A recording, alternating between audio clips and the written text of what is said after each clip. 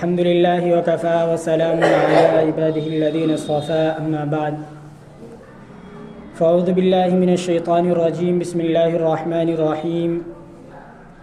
قد أفلح المؤمنون الذين هم في صلاتهم خاشعون والذين هم عن اللغو معرضون والذين هم للزكاة فاعلون والذين هم لفروجهم حافظون إلا على أزواجهم أو ما ملكت أيمانهم فإنهم غير ملومين. وقال تعالى في مقام آخر فانكحوا ما طاب لكم من النساء مثنى وثلاث ورباع. وقال النبي صلى الله عليه وسلم النكاح من سنتي فمن رغب عن سنتي فليس مني أو كما قال عليه الصلاة والسلام. وقال النبي صلى الله عليه وسلم في مقام آخر لن ترى للمتحابين مثل النكاح. وقال النبي صلى الله عليه وسلم إن أعظم النكاح بركة أيسره مؤنة أو كما قال عليه الصلاة والسلام. اللهم صل على محمد النبي الأمي وعلى آله وسلم تسليما. اللهم صل على محمد النبي الأمي وعلى آله وسلم تسليما. اللهم صل على محمد النبی الامی وعلی آلہ وسلم تسلیما. محترم حضرات سامعین کرام، آج میں جس موضوع کو لے کر آپ حضرات کے سامنے حاضر ہوا ہوں وہ ایک بہت ہی اہم اور بہت ہی امپورٹنٹ موضوع ہے، جس پر عمل پیرا نہ ہونے کی وجہ سے ہمارے معاشرے کے اندر، ہماری سوسائٹی کے اندر طرح طرح کی برائیاں رائج ہو رہی ہیں. آج میں اس کے اندر قرآن اور حدیث اور آثار صحابہ یعنی صحابہ علیہم الصلاۃ والسلام، صحابہ رضوان اللہ تعالی علیہم اجمعین کے زمانے سے دلائل کے ساتھ اور ان کی زندگی کو آپ کے سامنے رکھتے ہوئے اس پر قرآن اور حدیث کے روشنی میں مفصل اور مدلل باتیں کروں گا کہ آخر یہ تمام برائیاں جو ہمارے معاشرے کے اندر چاہے وہ جس بھی شکل میں رائج ہو رہی ہیں، آخر اس کے ذمہ دار کون ہیں. تو جب میں نے اس پر غور کیا اور غور و فکر کیا، یا علماء کرام کی ایک جماعت جو ہے اس پر غور و فکر کی، تو پورے کے پورے جو ذمہ دار ہیں وہ والدین ہی اس کے ذمہ دار ہیں، جس کی وجہ سے یہ برائیاں جو ہیں ہمارے معاشرے کے اندر عروج پر جا رہی ہے اور بہت آگے تک بڑھ رہی ہے. ہمارے معاشرے کے اندر ہمارے والدین کی یہ عادت ہے، ان کا یہ طریقہ ہے، یا یہ کہہ لیجئے کہ ان کی یہ سوچ ہے کہ ہمارے بچے ہمارے حقوق ادا نہیں کر رہے ہیں، ہمارے حقوق کو پورا نہیں کر رہے ہیں. تو میں ایسے والدین سے یہ سوال کرتا ہوں کہ آپ اپنے بچے کے حقوق کہاں تک پورا کر رہے ہیں؟ پھر آپ کیوں اپنے بچوں سے مطالبہ کر رہے ہیں اپنا حق یا اپنی اطاعت یا اپنی فرما برداری کا؟ کہ اگر آپ نے اپنے بچوں کا حقوق اور بچوں کے جو حقوق قرآن اور حدیث یا آپ علیہ الصلاۃ والسلام کی زبانی سے جو ثابت ہیں، اگر ہم ان کا حق ادا کر دیں تو ہمارے بچے بھی ہمارے اطاعت گزار اور فرما بردار ہو جائیں گے. اللہ کے نبی جناب محمد الرسول اللہ صلی اللہ علیہ وسلم نے ایک حدیث کے اندر ارشاد فرمایا کہ جب تمہارے یہاں بچے پیدا ہوں، بچے ہوں یا بچیاں ہوں، تو سب سے پہلے جو ہے ان کا اچھا نام رکھو، پھر اس کے بعد ان کو دینی اور دنیاوی دونوں تعلیم دو. اگرچہ اس زمانے کے اندر دنیاوی تعلیم نہیں تھی، لیکن علماء نے اس کا مطلب دینی اور دنیاوی تعلیم دونوں لیا ہے. اور پھر اس کے بعد فرمایا کہ جب وہ بالغ ہو جائے، یعنی جب وہ بلوغیت کی عمر کو پہنچے، تو تم جو ہے ان کا نکاح کرا دو. آج میں قرآن اور حدیث کی روشنی میں آپ سے مطالبہ کروں گا اور آپ سے ہی سوال کروں گا کہ آپ کہاں تک ان باتوں کو پورا کر رہے ہیں. اگرچہ آج کا بیان حقیقت پر مبنی ہے، اگرچہ یہ بیان بہت سارے لوگوں کو غلط بھی لگ سکتا ہے، یہ بیان جو ہے حیا کے خلاف بھی ہو سکتی ہے، لیکن حق بات ہے. جو ہمارے حالات ابھی بن چکے ہیں، حالات کے تناظر میں یہ باتیں سامنے آنا بھی ضروری ہے. میں نے جو قرآن کریم کی آیت پڑھی قد افلح المؤمنون الذین هم فی صلاتهم خاشعون، اس کے اندر اللہ تبارک و تعالی ارشاد فرما رہے ہیں کہ کامیاب ہو گئے وہ مومن جنہوں نے نمازوں کے اندر خشوع و خضوع اختیار کی، یعنی صرف نماز کے اندر جو ہے اللہ تبارک و تعالی کی طرف دھیان کو رکھا اور صرف توجہ صرف خدا کی طرف ہوئی. پھر آگے فرمایا والذین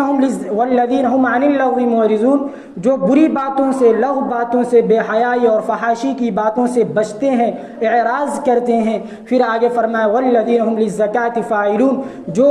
زکوٰۃ کو صحیح وقت پر ادا کرتے ہیں، جو زکوٰۃ پورا ادا کرتے ہیں. اگلی آیت کے اندر جو موضوع بحث ہے وہ اگلی آیت ہے والذین هم لفروجهم حافظون الا علی ازواجهم او ما ملکت ایمانهم فانهم غیر ملومین. اور وہ مومن بھی کامیاب ہے جنہوں نے اپنی شرمگاہوں کی حفاظت کی. والذین هم لفروجهم حافظون الا علی ازواجهم، کہ شرمگاہ کی حفاظت وہاں پر نہیں کرنی، اپنی بیویوں کے پاس یا اپنی کنیزوں اور باندیوں کے پاس اپنی شرمگاہوں کی حفاظت نہیں کرنی ہے.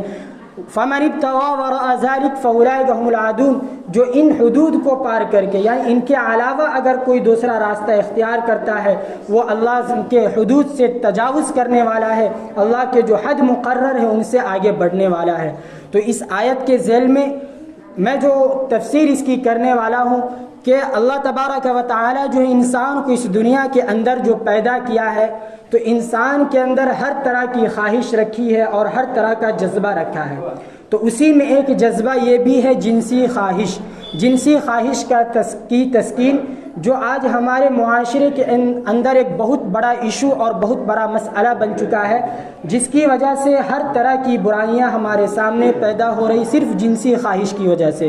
اللہ تبارک و تعالیٰ نے اس دنیا کے اندر انسان کو پیدا کیا تو یوں ہی پیدا نہیں کیا، بلکہ انسان کو پیدا کیا ہے تو ہر چیز کے حد اور ہر چیز کا جائز طریقہ اور حلال طریقہ جو ہے اللہ تبارک و تعالیٰ نے بنایا ہے. رہی یہ جنسی معاملہ کہ جب انسان مرد ہو یا عورت یا بچہ ہو یا بچیاں جب یہ بلوغیت کی عمر کو پہنچیں گے تو ان کے اندر جو ہے جنسی خواہش خواہشات ابھریں گے. خواہشات ابھرنے کا مطلب یہ ہے کہ ہر مرد کو جو ہے اپنی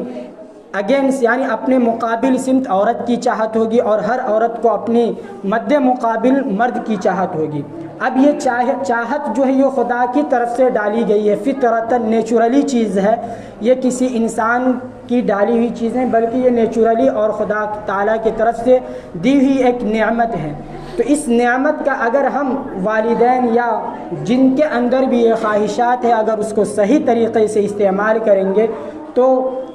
کبھی بھی جو ہے ہمارے معاشرے کے اندر فحاشی اور عریانیت کی باتیں جو ہے سامنے نہیں آئے گی. اس کا حلال طریقہ اللہ نے خود قرآن کریم کے اندر ارشاد فرمایا کہ اگر شرمگاہوں کی حفاظت کرنی ہے، شرمگاہوں کی حفاظت تو ہر جگہ ہونی ہے، صرف 2 جگہیں ایسی ہیں جہاں پر آدمی جو ہے اپنی خواہش کو پوری کر سکتا ہے. ایک بیوی ہے، ایک کنیز یعنی پہلے زمانے کے اندر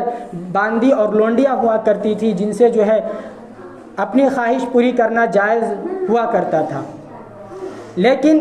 اللہ تبارک و تعالیٰ نے یہ نظام بنایا تو اس کا طریقہ بھی بنایا کہ اگر خواہش ہو تو اس کے 2 طریقے ہیں کہ اگر آدمی کے پاس نان و نفقہ ہے کہ اگر آدمی کسی لڑکی کا یا جس کو اپنی بیوی بنانا چاہتا ہے اس کی خواہش اگر اس کے خرچ کو نان و نفقہ اگر جوڑ سکتا ہے تو وہ بالکل قرآن اپنے پسند کے اعتبار سے جو وہ ان سے شادی کر سکتا ہے. رہی جو نان و نفقہ کو پورا نہیں کر سکتے ہیں ان کے لیے اللہ تعالیٰ نے روزہ رکھنے کا حکم فرمایا کہ ایسے لوگ جو ہے وہ روزہ رکھیں.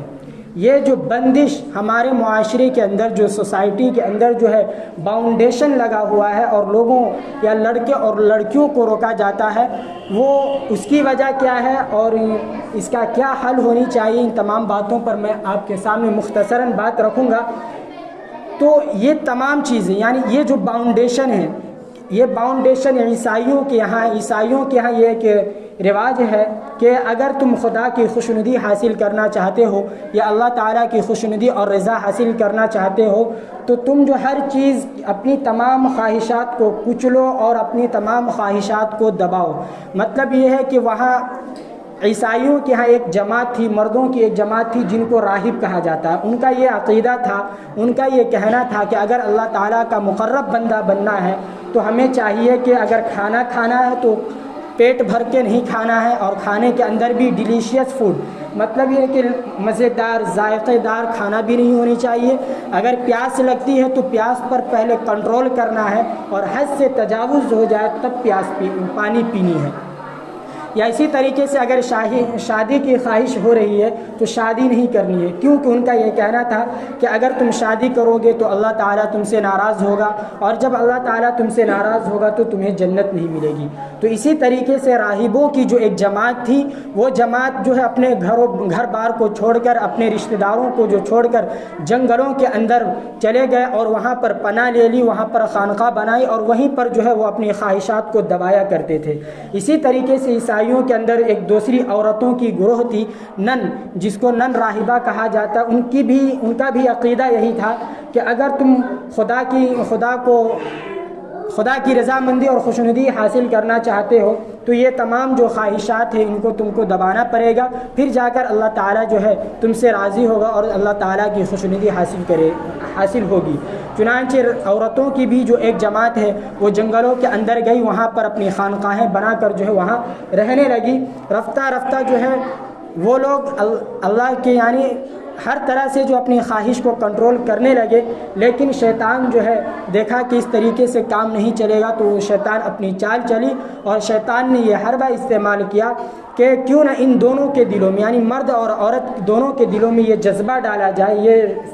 خواہش ڈالی جائے کہ اگر تم مرد اور عورت ایک ساتھ اگر زندگی گزارو گے، ایک گھر کے اندر اگر زندگی گزارو گے، یعنی مرد اور راہبہ عورتیں دونوں کے خانقاہ ایک ہو جائیں تو اس کے نتیجے میں زیادہ خواہش ابھریں گی، اور زیادہ جب خواہشیں ابھریں گی تو اس پر جو ہے نفس پر زیادہ کنٹرول کرنا پڑے گا اور زیادہ خواہش کو کچلنا پڑے گا، اور تم جتنا خواہش کو کچلو گے اللہ تعالیٰ اتنا تم سے راضی ہوگا۔ چنانچہ شیطان نے اپنے اس چال کے اندر کامیابی حاصل کی اور مرد اور راہبہ عورتیں ایک ساتھ رہنے لگی، لیکن شیطان جو اپنی چال کے اندر مکمل طور پر کامیاب نہ ہوا، پھر اس نے دوسری چال چلی اور کہا کہ کیوں نہ ایسا ہو کہ دونوں مرد اور عورت ایک ساتھ چارپائی پر سو جائے۔ چنانچہ یہ طریقہ انہوں نے رفتہ رفتہ جو ہے عیسائی مرد اور عیسائی عورت ایک ساتھ جو ہے ایک چارپائی پر سونے لگے، اور اس کے نتیجے میں ظاہر ہے کہ جتنی برائیاں اس زمانے میں ہوئی اور اس خانقاہ کے اندر ہوئی جو صرف خدا کی خوشنودی کے لیے بنیاد جس کی ڈالی گئی تھی، جتنی برائیاں وہاں پر ہوئی اس سے پہلے کبھی بھی اتنی برائیاں نہیں ہوئی تھی۔ تو یہ برائی یا یہ فحاشی اور عریانیت کی وجہ کیا تھی کہ انہوں نے اللہ کے نظام سے بغاوت کیا تھا، کہ اللہ نے ایک نظام پیدا کیا ہے کہ جب آدمی کے اندر جنسی خواہش ابھرے تو آدمی کا جو حلال طریقہ ہے، جو جائز طریقہ ہے اس کو اپنائے، کہ اگر اس کے پاس نان و نفقہ ہے، وہ اگر نان و نفقہ اٹھا سکتا ہے تو وہ شادی نکاح کا راستہ اختیار کرے، اور اگر نہیں ہے تو روزے رکھ کر اپنی جنسی خواہش کو جو ہے کچلے۔ لیکن ان لوگوں نے اللہ کے نظام سے بغاوت کیا، اس وجہ سے یہ طریقہ ہوا۔ تو اسی طریقے کا جو ماحول ہے، کچھ اس طریقے کا جو کلچر یعنی جس کو ہم معاشرے کے اندر کہہ لیں، جس کو ہمارے معاشرے کے اندر غیرت کا نام دیا جاتا ہے، ناک کٹنے کا نام دیا جاتا ہے، کہ اگر ایسا ہو جائے گا تو ہماری ناک کٹ جائے گی، یا خاندان کے اندر سوسائٹی کے اندر ہمارا نام ملیا میٹ ہو جائے گا۔ نام ملیا میٹ ہو جانے سے لوگ ڈرتے ہیں، لیکن ایک اپنے بچے کی شادی یا اپنے لڑکا ہو یا لڑکی کی شادی کرنے سے لوگ ڈرتے ہیں، کیونکہ اگر ان کی پسند سے اگر آپ شادی کریں گے تو آپ کی جو کلچر ہے، نام نہاد جو کلچر ہے،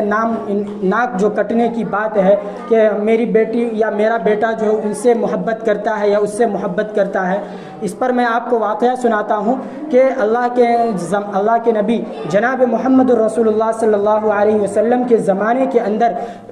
ایک صحابی لڑکی تھی، صحابیہ تھی، جن کی شادی جو ہے اس کی چاہت کے خلاف ہوئی۔ لڑکی کا جو والد ہے وہ انتقال ہو چکا تھا، اس کے پاس ان کے چچا تھے، لڑکی کے چچا زندہ تھے۔ لڑکی کے چچا یہ چاہتے تھے، دو صحابی تھے، ایک مغیرہ ابن شعبہ، ایک اور صحابی تھے۔ مغیرہ ابن شعبہ جو ہے یہ امیر صحابی تھے، اور دوسرے صحابی غریب تھے، لیکن اس لڑکی کی خواہش تھی کہ میری شادی جو ہے غریب صحابی سے ہو، کیونکہ ان کو جو ان سے محبت تھی، اس وجہ سے ان کی خواہش تھی کہ ہماری شادی ان سے ہو۔ لیکن لڑکی کے والد چچا کی یہ خواہش تھی کہ نہیں، کہ میں اپنی بھتیجی کی شادی جو ہے مغیرہ ابن شعبہ سے کہ شعبہ سے کر دوں گا تاکہ زیادہ پراپرٹی زیادہ مال آئے، کیونکہ ہمارے معاشرے کے اندر بھی یہی طریقہ رائج ہے کہ لوگ اپنی عزت اور اپنی کلچر صرف نام کی وجہ سے اپنے بیٹے اور بیٹیوں کو ایسی جگہ ڈھکیل دیتے ہیں جہاں ان کی چاہت نہیں ہوتی۔ علماء کرام اور فقہ کا قاعدہ ہے کہ، اور خود اس واقعہ سے بھی آپ اس بات کا اندازہ لگا سکتے ہیں، پہلے واقعہ آپ ملاحظہ کر لیں کہ چنانچہ اس لڑکی کی شادی اس کے من کے خلاف ایک ایسے صحابی سے کر دیا گیا جس کو وہ چاہتی نہیں تھی۔ پھر کیا ہوا، یہ بات آپ علیہ الصلاۃ والسلام کے دربار میں پہنچتی ہے۔ آپ علیہ الصلاۃ والسلام فوراً تشریف لاتے ہیں اور کہتے ہیں یہ نکاح نہیں ہوگا، اور آپ علیہ الصلاۃ والسلام نے اس نکاح کو کالعدم قرار دیا۔ کیوں؟ اس لیے کہ اس لڑکی اور لڑکے کی خواہش نہیں تھی، یہ جبراً شادی کی گئی جس کی بنا پر آپ علیہ الصلاۃ والسلام نے اس نکاح کو منعقد ہونے سے انکار کیا اور کہا کہ یہ نکاح نہیں ہوگا۔ اور اسی وقت آپ علیہ الصلاۃ والسلام نے یہ حدیث بیان کی، لن ترى المتحابین مثل النکاح، کہ دو محبت کرنے والوں کے درمیان میں نکاح سے بڑھ کر کوئی چیز نہیں ہے۔ لیکن ہمارے معاشرے کا یہ حال ہے کہ ہماری لڑکیاں غیر محرم کے ساتھ اگر زنا کر رہی ہے تو کرنے دیا جائے، کچھ بھی کر رہی ہے، ان کے ساتھ ناجائز تعلقات قائم کر رہی ہے تو کرنے دیا جائے، لیکن یہ نہیں کہ وہ جس کو چاہتی ہے ان سے ان کی شادی کرا دی جائے۔ اگرچہ میری بات حیا کے خلاف ہے، لیکن جو حق ہے وہ حق بات جو قرآن اور حدیث کی روشنی میں جو بات ہے وہ میں آپ کے سامنے کہتا ہوں۔ قرآن کی آیت سے ثابت ہے، فَانْكِحُوا مَا طَابَ لَكُم مِّنَ النِّسَاءِ مَثْنَىٰ وَثُلَاثَ وَرُبَاعَ، کہ تمہیں جو عورت پسند ہے بشرطے کہ وہ لڑکی بھی، جس لڑکی یا جس عورت کو تم پسند کرتے ہو وہ تمہیں بھی پسند کرنی چاہیے، اور اس کے بعد جب دونوں اگر راضی ہے تو 2 شادی کرو، 3 کرو، 4 کرو، یہ قرآن کی اجازت ہے۔ اور خود نبی علیہ الصلاۃ والسلام کی حدیث میں نے آپ کے سامنے پیش کی، لن ترى المتحابین مثل النکاح۔ تو اگر یہ چیزیں اگر ہمارے معاشرے کے اندر یا ہمارے نام نہاد کلچر کے اندر رہا، ہمارے معاشرے کے اندر ہوتا کیا ہے کہ اگر ایک لڑکا اگر دوسرے لڑکی سے یا ایک لڑکی دوسرے لڑکا سے اگر چاہت رکھتا ہے، ان سے شادی کرنا چاہتا ہے، تو یا تو پہلے وہ اپنے ماں باپ سے اس کا اظہار کر نہیں سکتا، کیونکہ ماں باپ جو ہمیشہ لاٹھی ڈنڈا لے کر گن پوائنٹ پر کھڑے رہتے ہیں، اور اگر خدا نہ خواستہ اگر لڑکی اس بات کا یا لڑکا اس بات کا اظہار بھی کر دیتا ہے تو کہتے ہیں کہ تو اتنی شریف تھی یا تو اتنا شریف تھا، تو اتنا شریف تھا اور تو اس طریقے کا کام کر رہا ہے۔ حالانکہ وہ نہیں جانتے یہ چیز اللہ تبارک و تعالیٰ نے خود انسان لڑکا ہو یا لڑکی کے اندر ڈالا ہے، تو ظاہر سی بات یہ فطرت اور یہ خواہش اس کے اندر ابھرے گی۔ حالانکہ یہ ہونی نہیں چاہیے کہ غیر محرم کو دیکھے، لیکن موقع مناسب سے آدمی کی ایسی ملاقات ہو جاتی ہے جس کی وجہ سے ایک دوسرے کو آدمی چاہنے لگتا ہے۔ بہرحال تو یہ تمام چیزیں جو ہیں یہ ہمارے معاشرے کے اندر جو زناکاری جو عام ہو رہی ہے، یا لڑکے لڑکیاں کھلے عام مل رہے ہیں یا چھپ چھپ کر مل رہے ہیں، اس کی وجہ وہی ہے کہ ہمارے جو والدین ہیں، آخر اس کے ذمہ دار صرف والدین ہیں، کہ والدین کی وجہ سے نہ وہ لڑکا اپنے ماں باپ کو بتلا سکتا ہے، نہ وہ لڑکی اپنے ماں باپ کو بتلا سکتی ہے کہ ہم کس سے شادی کرنا چاہتے ہیں اور کس سے شادی نہیں کرنا چاہتے ہیں۔ لیکن ہمارے معاشرے کے اندر صرف چند پیسوں کی وجہ سے، کہ ہر والدین یہی چاہتا ہے کہ میرے بچے کی شادی ایسے گھر میں ہو جہاں 10 کٹھا زمین ہو، جہاں پراپرٹیاں اچھی ہو، لیکن ان کی خواہش کو لوگ دباتے ہیں، یعنی اپنے اولاد کی خواہش کو جو ہے آج کل کے والدین دباتے ہیں، صرف پیسے اور روپیے اور جائیداد کی لالچ کی وجہ سے اپنے بچوں کی خواہشات کو دباتے ہیں، جو کہ شرعاً ناجائز ہے، شرعی اعتبار سے، قرآن اور حدیث کے اعتبار سے بالکل یہ چیز، جیسا کہ میں نے آپ کے سامنے آپ علیہ الصلاۃ والسلام کے زمانے کے واقعات پیش کیے، اور قرآن کی آیت اور احادیث مبارکہ سے بھی اس کا ثبوت دیا، اور خود آپ علیہ الصلاۃ والسلام کی زندگی کے اندر دیکھیے کہ آپ علیہ الصلاۃ والسلام کی جو پہلی شادی حضرت خدیجہ رضی اللہ تعالی عنہا سے، وہ بھی اسی بنا پر ہوا کہ حضرت خدیجہ کو جو ہے آپ علیہ الصلاۃ والسلام کی امانت داری اور دیانت داری پر یقین آیا، ان کی یہ عادت اور ان کا جو یہ اخلاق ہے حضرت خدیجہ رضی اللہ تعالی عنہ کو پسند آیا، جس کی وجہ سے انہوں نے نکاح کا پیغام بھیجا۔ لیکن آج کل اگر اس طریقے سے کیا جائے تو لوگ جو ہے گن پوائنٹ پر کھڑے ہو جاتے ہیں. یہ طریقہ نہیں ہونی چاہیے. اسلام کا طریقہ یہ نہیں ہے.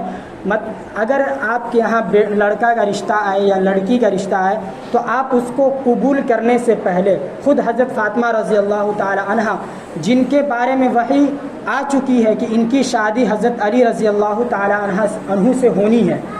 حضرت جبرائیل علیہ السلام وحی لے کر آ چکے ہیں، لیکن پہلے حضرت عمر جاتے ہیں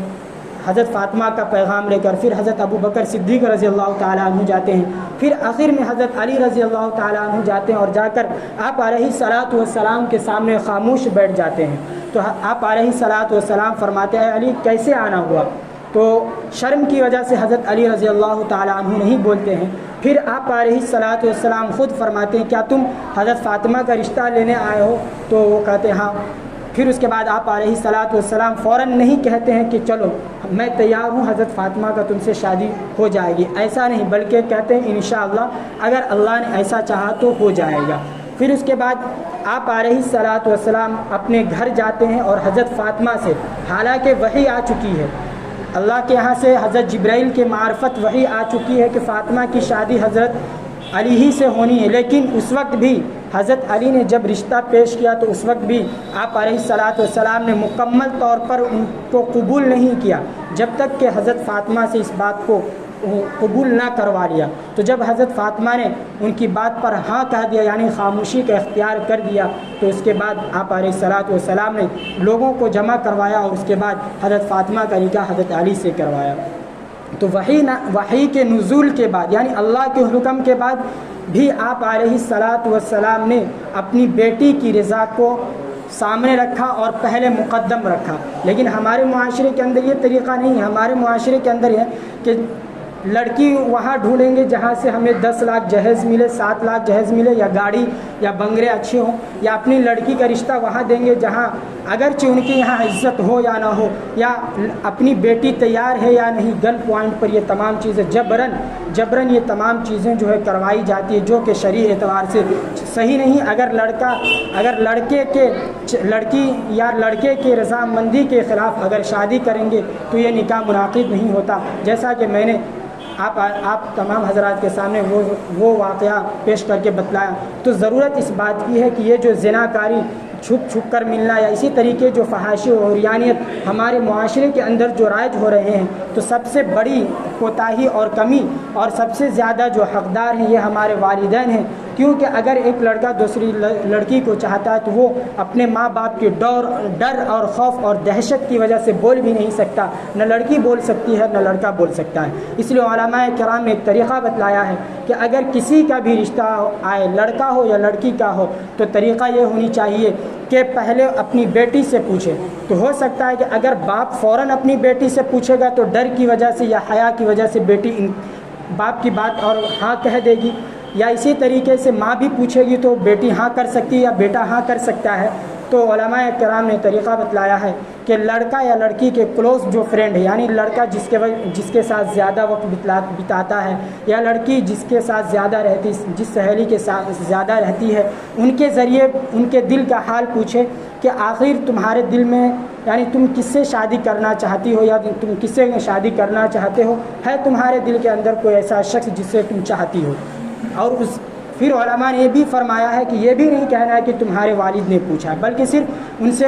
ان کی خواہش کا اور ان کے دل کے اندر جو بات ہے ان کو اگلوانا ہے. پھر جب وہ لڑکی جہاں چاہے ان سے شادی کرنا. اب یہاں پر ایک اور بات آتی ہے کہ لڑکی تو بعض دفعہ جو ہے غلط جگہ کا بھی انتخاب کرتی ہے. تو اگر لڑکے کے اندر زیادہ خرابی نہیں ہے، چرسی بھنگی نہیں ہے، تو اگر زیادہ لڑکے کے اندر خرابی نہیں ہے تو چاہے شیخ ہو انصاری ہو، اس سے کوئی بحث نہیں ہے، ان سے نکاح بالکل منعقد ہو سکتا ہے شرعی اعتبار سے. اور خود آپ علیہ الصلاۃ والسلام نے دیگر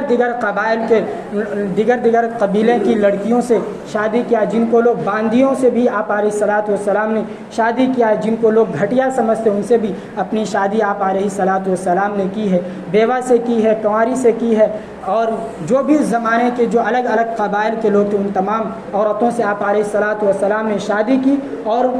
شادی کر کے امت کو یہ مثال پیش کیا کہ اگر تمہارے زمانے میں بھی ایسا ہوتا ہے تو تم کر سکتے ہو، شرعاً اس کے اندر کوئی حرج نہیں۔ صرف وہی کہ لڑکا اگر ہر اعتبار سے، گھر کے اعتبار سے یا اپنے اخلاق و عادات کے اعتبار سے اگر صحیح ہے تو اس سے بالکل نکاح کیا جا سکتا ہے۔ تو یہ تمام باتیں تھیں جو اگرچہ حیا کے خلاف ہے لیکن حق بات تھی، جو حالت کے تناظر میں جو بات میں نے آپ کے سامنے بیان کرنا ضروری سمجھا آپ کے سامنے میں نے بیان کر دیا۔ اگر اس کے اندر بولنے کے اندر کچھ حیا کے خلاف باتیں بھی ہو گئی ہو تو اگر بری لگے تو خدا کے واسطے حق بات ہے، اس لیے آپ مجھے معاف کر سکتے ہیں، مجھے معاف کر دیجئے گا، لیکن جو حق ہے وہ حق ہی رہے گا۔ المؤمن مرآۃ المؤمن، ایک مومن دوسرے مومن کے لیے آئینہ ہے۔ میرا کام ہے آئینہ دکھلانا اور آپ کا کام اس پر عمل کرنا یا نہ کرنا، تاکہ کل قیامت کے دن جو بوجھ میرے سر پر ہے وہ بوجھ جو ہے میرے سر سے آج ہی ہٹ جائے، تاکہ کل قیامت کے دن کسی طریقے کا سوال نہ کیا جائے۔ تو اگر برا لگے یا کسی کو لگا ہو کہ مجھے کہا ہے تو واللہ میں مسجد کے اندر کھڑا ہو کر کسی کو نشاندہی نہیں کیا ہوں یا کسی کو اپنے نشانے پر نہیں رکھا ہوں، بلکہ جو حالات ہیں اور اس کے اندر جو ذمہ دار ہیں میں نے صاف صاف کہہ دیا کہ اس کے جو ذمہ دار ہیں صرف والدین ہیں، ماں باپ ہی ذمہ دار ہیں۔ اگر آپ اپنے لڑکے یا لڑکی کی شادی ان کی مرضی پوچھے بنا اور جو مرضی پوچھنے کا جو طریقہ ہے اس طریقے کو اپنائے بنا کہیں دوسری جگہ کر دیتے ہیں تو اولاً وہ نکاح منعقد نہیں ہوگا۔ اور اسی کی وجہ سے آپ دیکھتے ہوں گے کہ بعض ماں باپ پیسے اور روپے کی اور جائیداد کی وجہ سے دوسری جگہ شادی کر دیتے ہیں اور شادی کے کچھ مہینوں کے بعد وہ لڑکی جو ہے کسی اور لڑکے کے ساتھ یا پھر فرارن یعنی چلی جاتی ہے۔ تو وہ